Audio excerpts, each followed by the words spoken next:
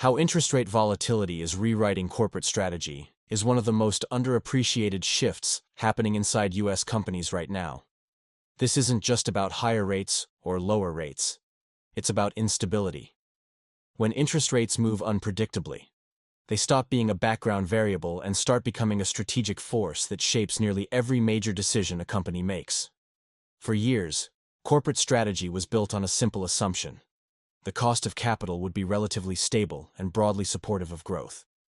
That assumption allowed companies to plan long-term, take big bets, and lock in investments with confidence. In 2026, that foundation is gone.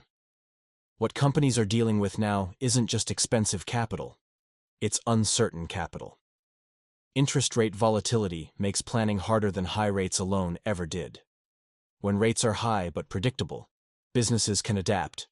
They adjust hurdle rates, reprice projects, and move forward. When rates move up and down unexpectedly, confidence breaks down. Decisions get delayed. Optionality becomes more valuable than commitment.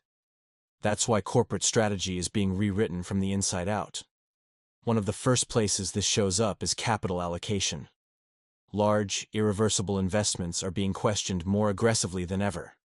Projects that rely on stable financing assumptions are being delayed, phased, or canceled outright. Even profitable projects face scrutiny if their returns are sensitive to rate changes. Companies aren't asking, "Will this project make money?" They're asking, "What happens if financing conditions change halfway through?" That question alone eliminates a surprising number of initiatives.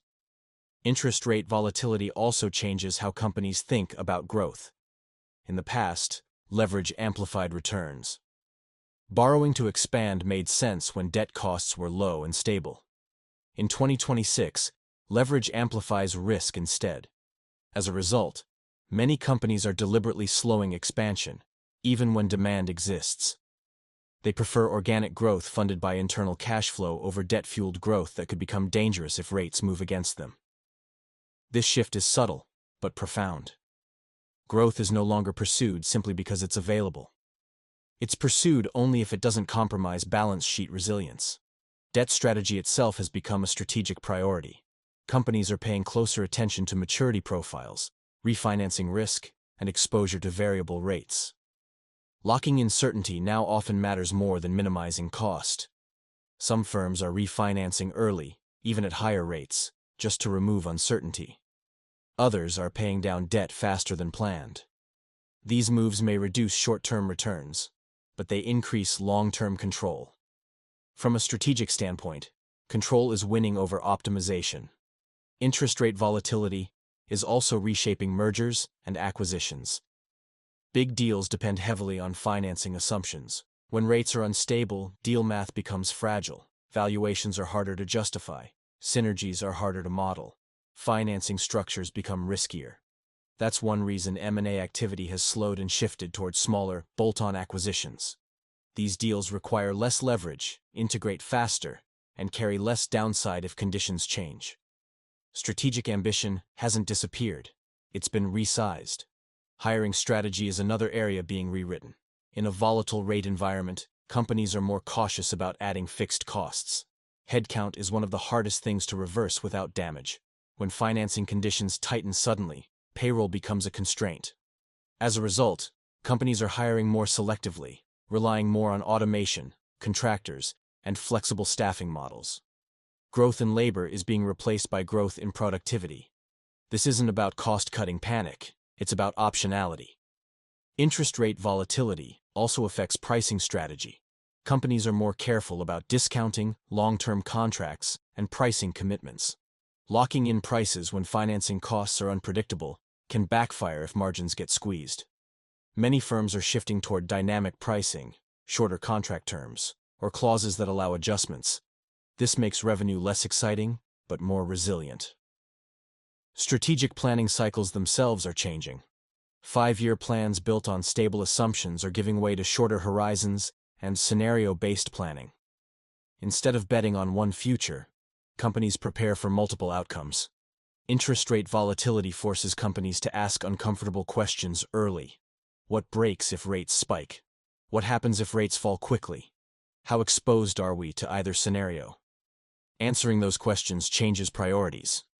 Cash has also been redefined by rate volatility. In the past, holding excess cash was inefficient. In 2026, cash is strategic. It provides insulation against financing shocks. It allows companies to wait instead of being forced into bad decisions. This is why many firms are holding more cash than models would suggest is optimal. They're buying flexibility. Investors understand this shift. Markets are no longer punishing companies for being cautious with capital. In many cases, they're rewarding it. A strong balance sheet is now a strategic asset, not a sign of underutilized resources. Interest rate volatility has also shifted power inside organizations. Finance teams have gained influence. CFOs are more involved in strategic decisions that used to belong primarily to business unit leaders. When the cost of capital is unstable, financial judgment becomes central. Strategy can't ignore financing realities anymore. This is also why forecasting accuracy has become so important. Small errors in assumptions can lead to big consequences when rates move. Companies that consistently miss forecasts lose credibility quickly. Those that model conservatively gain trust. Even technology strategy is being shaped by interest rate volatility. Investments in AI and automation are often favored because they improve efficiency without requiring massive upfront capital commitments. Software scales more easily than physical assets. AI isn't just an innovation tool, it's a hedge against financial uncertainty. Another important effect is on risk tolerance. Companies are less willing to chase marginal returns that depend on favorable financing conditions. Projects must work under conservative assumptions to get approved. This reduces upside potential, but it dramatically reduces downside risk. What's important to understand is that this isn't a temporary adjustment. Even if rates eventually stabilize, the memory of volatility will linger. Executives and boards have learned how quickly conditions can change. Once that lesson is learned, it reshapes behavior for years. Interest rate volatility has also exposed which business models are fragile. Companies that rely on constant refinancing, aggressive leverage, or long-duration payback periods look riskier. Businesses with shorter cash cycles and self-funding growth look stronger. That distinction now influences valuations, access to capital, and strategic freedom. How interest rate volatility is rewriting corporate strategy ultimately comes down to one shift: from optimization to resilience. In a stable world, the best strategy is often the most efficient one. In an unstable world, the best strategy is the one that survives variation.